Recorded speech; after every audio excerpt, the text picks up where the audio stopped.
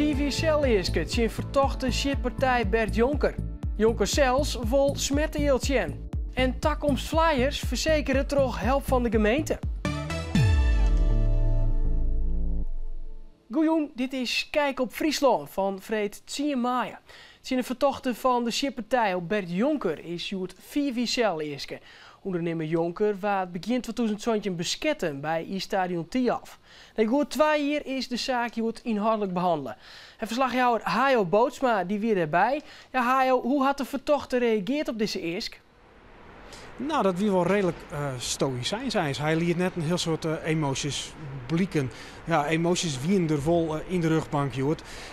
Big Leagues doet Bert Jonker, ja, het slachtoffer, zien verklaring, zien tjoegen of zien een slachtofferverklaring voorlies. Daarbij was er ook echt heel duidelijk lulk op de vertochte. Nou ja, VV-Cel, dat is nou de eerste. En ik dat de voorlopige in vrijstelling, zodat die er nou is, dat die voortdurend opheft wordt. Dus dat de vertochte direct weer vestigd worden mat. Het wie hoort wat een zaak mooi twee gezichten. Want hij is duidelijk worden moest. Dus wat er nou op 2 januari 2017 krijgt Bad is daar bij I-Stadion Tialf bij het Heerenveen. Er binnen 2 duidelijke verklarings. De ene is van Bert Jonker, die zei dat hij het slachtoffer is en dat hij besketten is door de vertochte Charles van der Wee. En de oor is dus van Charles van der Wee dat Bert Jonker een pistool in de hand heeft en dat bij een wrekseling in de auto dat pistool per ongeluk al in is. Het probleem is alleen er is net een pistool, het is net voen. De verdachte zei dat er het voortsmieten had, maar zelfs nooit dreggen en orenziektochten hadden ze dat verder net waarom vinden kennen. De eerste leidt nou 4-4, op 14 dagen, uitspraak. Ijshockeyclub Younes Flyers krijgt een flinke skeervergoeding van de gemeente Heerenveen voor het sluiten van de ijshockeyhal deze winter.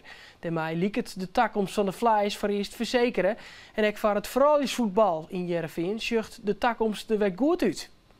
De Flyers roemen deze winter meer dan een ton financiële skeer op. Troch bouwkundige onveiligers moest de ijshal 2 maanden dicht en miste de club inkomsten uit thuiswedstrijden.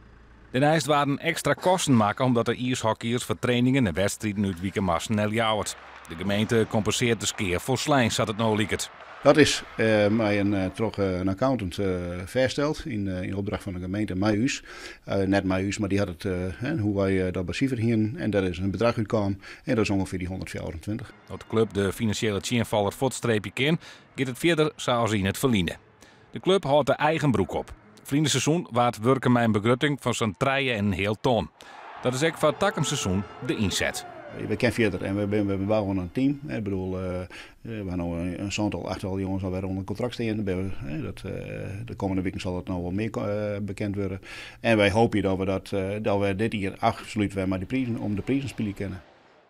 Sport is zo'n voor elke nien, maar het is soms die een dreig om oudere mensen structureel bewegen te leren.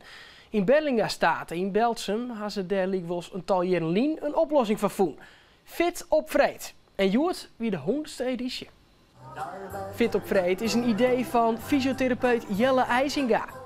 We zijn in 2014 maar begonnen. Wij vonden dat er steeds meer inzamers in het dorp kwamen bij de oudere mensen. En dan merk je dat mensen als ze ouder worden, dat ze moeilijker rennen, moeilijker op de gang binnen. En als mensen ouder worden, dan worden ze vaak wat verjettelijk. Dus we hebben proberen die 3 zaken mogelijk te combineren en dat is Fit op Vreed worden. Voor de jubileumeditie wie een speciale gasten uitnodigen, de band van groep 3 van CBS de Vogelzang. Ik voor haar wie de jongen gymnastiek, die het vaak gezellig is. Bij gelijks mij een bingo. Gewoon dan ken je meer mensen en